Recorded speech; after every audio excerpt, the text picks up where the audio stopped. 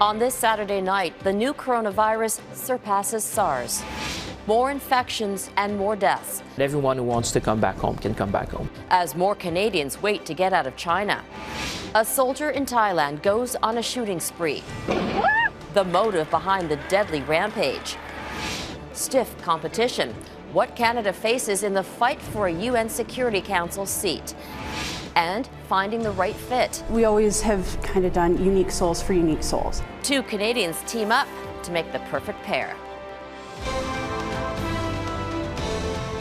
Global National with Robin Gill. Good evening and thank you for joining us. The new coronavirus outbreak has passed a grim milestone tonight. After a brief respite, the number of new cases has risen again. At least 36,000 people are infected, including 3 more on the quarantined Diamond Princess cruise ship. Chinese authorities say 81 more people have died in China, bringing the death toll to at least 800. That surpasses the 774 deaths recorded globally during the 2002-2003 SARS outbreak. One of the most recent deaths in Wuhan, a U.S. citizen. This 60-year-old is believed to be the first American to die from the new coronavirus. Meanwhile, more than 200 Canadians are under quarantine tonight at CFB Trenton after being airlifted out of China. Dozens more remain in the epicenter of the outbreak, waiting for government help to get home. Mike LeCouture explains when they might return to Canada and what they can expect when they get here. I am prepared for the worst, but I'm hoping for the best. These are tense times for Amelia Pan. Her husband caught the coronavirus while in Wuhan, China, with their 2-year-old daughter. The toddler missed the first Canadian evacuation flight because she had a fever. She's better now, and Pan is hoping the government will help get her home. Hopefully they can find somebody to act as a temporary custodian for my daughter, Serena. It's unclear if the federal government will even consider that. Pan would go get her daughter herself, but no commercial flights are allowed into Wuhan. Meanwhile, the 213 Canadians and those with permanent resident status in quarantine at CFB Trenton are getting used to their new surroundings and routines, which does include a bit of time outside. Movements are still restricted, but for Miriam Larouche, it's better than being in China. But here, I know that in 14 days, I'm going to be out. I'm going to be with my friends and my family. Larouche and the others are expected to get some company next week. That's when another 150 Canadian citizens and people with permanent resident status who are still in Wuhan, China, could be airlifted back home on a second government charter. The time between the last flight and the next one will allow us really to be in touch with everyone, making sure that when our second Canadian plane leaves Wuhan, that everyone who wants to come back home can come back home. Canadian officials are also keeping an eye on 3 cruise ships in Asia which have been halted, 2 placed in quarantine. According to the different cruise lines, there are more than 550 Canadians on those vessels, and 7 have tested positive for the coronavirus. Those people have been removed and are now in hospital. American Matthew Smith is on the Diamond Princess, and he says the crew has been great, but they've been told the ship's clinic is very busy and they have to monitor themselves. We were given the thermometers, and the captain asked us to self-test several times a day, and if the temperature was 37.5 centigrade or above, to report to the medical center. One of the 3 ships isn't being allowed to dock in Japan, even though there are no confirmed cases of the virus on board. Our Foreign Affairs Minister spoke to the CEO of that cruise line and was told that everything is being done to ensure the health and safety of Canadians on board the ship. Robin. Mike LeCouture in Ottawa. Thanks, Mike. To breaking news in Thailand, police now say an officer has been killed in a raid at a shopping mall to stop a soldier on a shooting rampage. At least 21 people have been killed and dozens more injured in the attack. It began this afternoon in a city about 250 kilometers northeast of Bangkok. The shooter began his rampage at a military base before moving onto a popular mall. That's where the suspect has been holed up for hours. Tonight, explosions and shots can still be heard as police search the mall for the shooter. Reggie Cicchini reports. A frantic scene at a shopping mall in Thailand as a suspect stormed the building and began shooting at large. And while many managed to escape with the aid of authorities, an unknown number were trapped inside. We are trying to bring out whoever we can first, and we will gradually save the others who are still stuck inside, says the country's public health minister. The suspect, believed to be a 32-year-old member of the army, was reportedly angry over a land dispute. The incident started on a military base where he allegedly attacked and killed a commanding officer and at least 2 others. He's then alleged to have stolen a vehicle, driving roughly 11 kilometers north to the Terminal 21 shopping center, where he gunned down a number of civilians outside before entering. The suspect can be seen roaming the corridors, armed with a large rifle. I was wondering if he was going to come near me because the noise felt like it was so close while we were hiding, this shopper says. Amid the confusion and chaos, a desperate attempt to get in touch with loved ones. This man, talking to his girlfriend, tells her he heard the gunshots and says, "I told her to calm down, that authorities are coming. That's all I can do." This is the second time this year a mall in Thailand has come under fire. In January, 3 people died during an armed robbery in the city of Lopburi, including a 2-year-old boy. And while gun ownership is legal in the country, mass shootings outside of localized gang violence are rare. Authorities say the suspect in Saturday's shooting used weapons stolen from a military base. His social media sites have been pulled down, but not before he allegedly broadcast himself on Facebook, saying, "I am tired and my fingers hurt." And as hospitals continue to treat victims of this shooting incident, the man who at one time was tasked with serving and protecting his country has become Thailand's most wanted person. Reggie Chikini, Global News. Prime Minister Justin Trudeau is in Ethiopia, where he's campaigning to win support from African nations for Canada's bid to win a Security Council seat. Our chief political correspondent David Akin is traveling with the Prime Minister and reports that Canada isn't the only country campaigning in Africa right now. The 55 members of the African Union hold a summit twice a year, and at this one, for the very first time, a Canadian Prime Minister addressed the gathering. Today, as part of Canada's increased support to the African Union, I'm pleased to announce that we will provide $10 million to help build the capacity of the African Union Commission to advance gender equality. The applause for that promise of $10 million was the start of Justin Trudeau's day. He finished at a panel discussion on the so-called blue economy. Those are economic activities based on ocean and lake resources, reminding his African hosts that 2 years ago, Canada promised to spend $100 million to help rid oceans of plastics and other waste. That's a theme important to African Union voters here. Canada is ready to be your partner on a blue economy strategy for joint action for people right across Africa. Those are the kind of financial commitments that are a key part of the campaign that Canada is mounting to win a seat at the United Nations Security Council, a seat that would give Canadian diplomats daily access to senior officials from the world's most powerful countries. It's even more important right now when we're having trouble negotiating with the Chinese. Adam Chapnick is the author of A New History of Canada at the Security Council. We'll be sitting beside them at the Security Council day in, day out for 2 years if we have a seat on the Council, and sometimes that's how diplomacy gets done. But Canada is facing stiff competition from Ireland and Norway for the 2 spots that will come open in June. Indeed, 10 minutes after Trudeau wrapped up a meeting with Ethiopia's President Sahle-Work Zewde, Norway's Prime Minister Erna Solberg pulled up at the presidential palace for her meeting with President Zewde.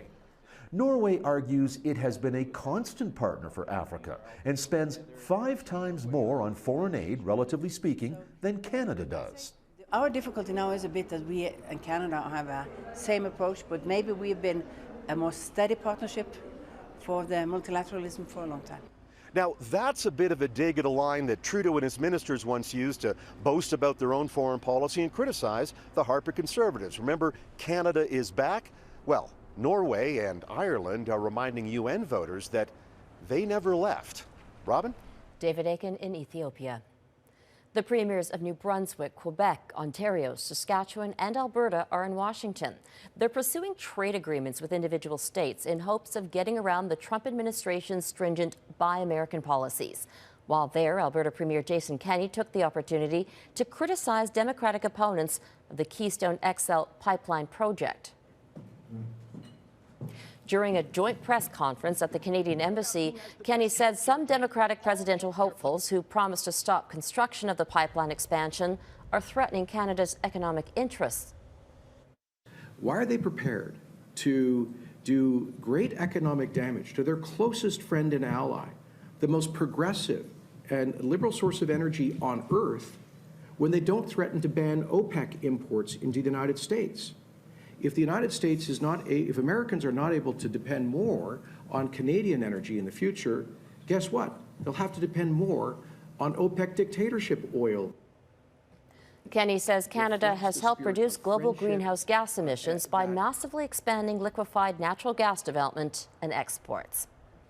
RCMP officers have made more arrests at an encampment in northern BC, where Indigenous groups want to block the construction of a pipeline that would transport liquefied natural gas from Alberta to the BC coast. Global Sarah McDonald is following the story in northern BC. Sarah? Robin, this area in northern BC used to be open to members of the public, that is, until Friday, when RCMP expanded its controversial so-called exclusion zone, keeping nearly everybody, save for select individuals and a few members of the media, out. Do you have anything to say as you're being arrested? New arrests were conducted on Saturday, with pipeline opponents refusing to vacate, now considered to be in defiance of that injunction RCMP had been tasked with enforcing, as a second criminal investigation is launched for mischief over allegations that crucial infrastructure has been tampered with. The hereditary chiefs of Wet'suwet'en Nation, this large swath of unceded territory outside Houston, BC, say they have ultimate jurisdiction over this land and they don't consent to the $6.6 billion natural gas pipeline slated to run through it, even though the energy giant behind it has all the proper permits to put shovels in the ground and the support of the provincial and federal governments and elected First Nations councils in northern BC. Well, certainly it's not the outcome we had hoped for or have been working toward over the past number of months. It's illegal what they're doing. Everyone that they arrested and removed from our territory were never charged. It's just harassment, and they were not impeding any access at all. They were in the homes. It will likely take days for RCMP to access the main encampment, housing more people staunchly opposed to the pipeline at this point, meaning, Robin, those most recent arrests seen here today are almost certainly not going to be the last. Sarah McDonald near Houston, BC.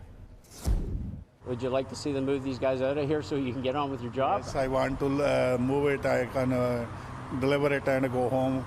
So I don't want stuck here. In Vancouver, a long line of truckers stalled on a highway off-ramp as protesters who claim to be supporting the Indigenous pipeline opponents blocked access to the Port of Vancouver for a third straight day. The action caused heavy traffic backups, and the Port of Vancouver says some operations were immediately impacted. And anger of the arrests in BC is on display at demonstrations in Ontario. Dozens of protesters crowded onto a Toronto GO Transit line, saying they're putting their bodies on the line for the Wet'suwet'en people. A separate blockade near Belleville, Ontario, has forced Via Rail to cancel trains for a second day on routes operating between Toronto and Montreal and between Toronto and Ottawa. Montreal is digging out after a winter wallop brought 40 centimeters of snow in a day. 3,000 city employees hit the streets in nearly as many snow-clearing vehicles today. It's the fifth major operation of the season. The snowstorm closed all city schools, canceled and delayed dozens of flights, and caused commuter chaos yesterday. Residents across the Maritimes are dealing with the aftermath of that same system. Snow, freezing rain, and strong winds swept across the region yesterday. Thousands of people are still without power in many areas.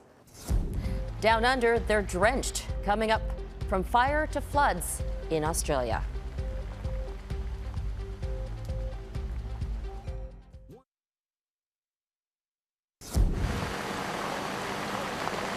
Fire-ravaged Australia is dealing with a new problem, rain and lots of it. New South Wales was drenched today by the heaviest rainfall in almost 20 years. The severe weather flooded roads, submerging vehicles. There are still more than 35 active fires in the region. About half are contained. The downpours are expected to last until next week, which may dampen the fires. A preliminary investigation is ruling out engine failure in the helicopter crash that killed Kobe Bryant. The U.S. National Transportation Safety Board says there are no signs the rotors or engines failed before the crash killing all 9 people on board. The report includes witness photographs that show the helicopter disappearing into low cloud cover. Investigators say the chopper nearly cleared the blinding clouds when it suddenly plummeted into a California hillside.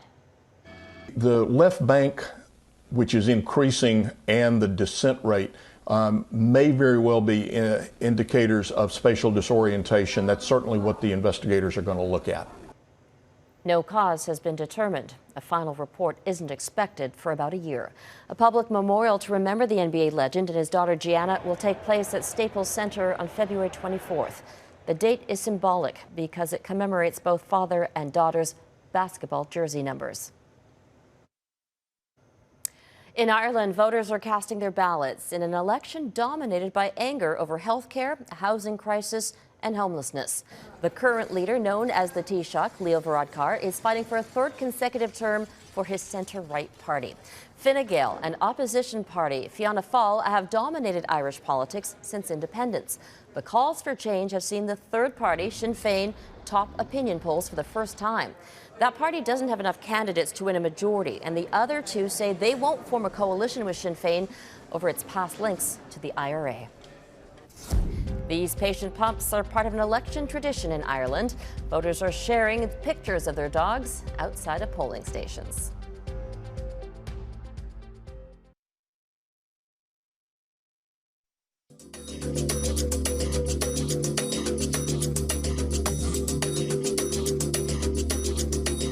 You could retire from stressing out about retirement? You're not alone. A recent survey by CIBC found that over 3/4 of Canadians aged 35 to 54 fear they won't have enough money to retire when they want. But that mental block may stall you from saving. In this week's Money 123, online reporter Erica Lini shares ways to turn procrastination into motivation. Retirement is a very big goal that is also very far off in the future when you're young. Research shows the human brain isn't very good at dealing with that. It's so easy to keep putting it off and so hard to stay on track. But here are 2 ways to help your brain along.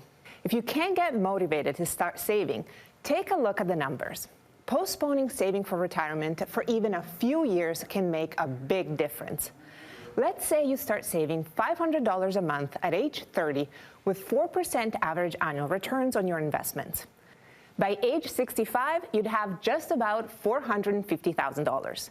But if you started saving only 5 years later, at 35, your nest egg at 65 would be $343,000, more than $100,000 less. That's because the earlier you start saving and investing, the longer your money has to grow. But getting started is just one of the problems. The other challenge is to keep going. One strategy to stay motivated is to give yourself intermediate, shorter-term retirement goals. For example, how much do you want to have saved up by 30? And by 35? Some say by age 30, you should have the equivalent of 50% of your salary set aside for retirement. And by 35, the equivalent of 100% of your salary.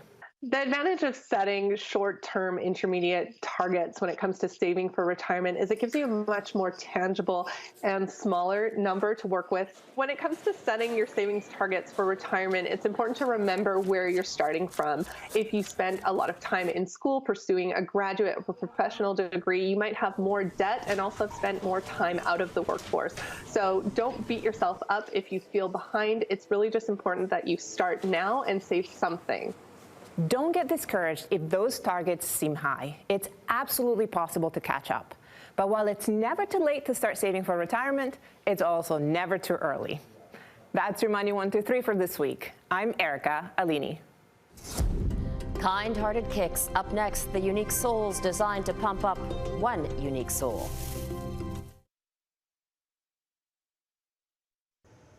You don't have to walk a mile in someone else's shoes to know one size doesn't fit all.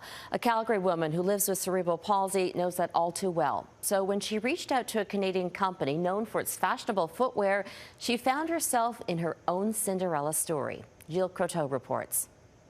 It's the kind of thing that really makes a statement, fashionable footwear, and that inclination to have the perfect pair is universal. As a self-esteem thing, to wear something like this is a huge boost. Shoes aren't one size fits all, and when you're drawn to a certain style, there should be no limits.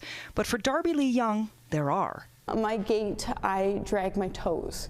So for me to wear shoes, they last anywhere between a week to a month to even a day. She lives with cerebral palsy and approached Canadian shoe designer John Fluvog. The company is known for making its mark in a real edgy way. Staff wanted to walk a mile in someone else's shoes, and it was more than just a metaphor. Alison Fluvog actually wrote me back and said, "Hey, we love your story. Thanks so much, but how about we make you a pair instead?" Kind of went, "What?" And then she said, "Oh, and by the way, we're going to call them the Darby and sell them throughout all our stores." I'm like, oh my God. For the past 2 years, designers collaborated with her to create a shoe with a sturdy rubber sole. It's removable and easier to repair. The two styles hit the stores in their 2020 spring collection. Unreal. Unreal. It's in my wildest dreams. Never, sorry. For me, it showed that somebody actually listens and understands that people with disabilities have great differences when it comes to shoes especially, and people have actually commented across the world. Now we know who the Darby is behind the Darbys at Fluvog. We always have kind of done unique soles for unique soles, and so our design team kind of went back and forth with her. Well, this is something that kind of would work really well and fit what you're asking. So let's go back and forth in terms of colors, you know, different little bits and elements that will make this a little bit more uniquely you. And now when Darby slips on her trademark shoe, she admits there's a little something extra in the way she walks. My mother always taught me that if people are going to stare, you might as well look good doing it. Jill Croteau, Global News. What a lovely story. That is Global National for this Saturday. I'm Robin Gill.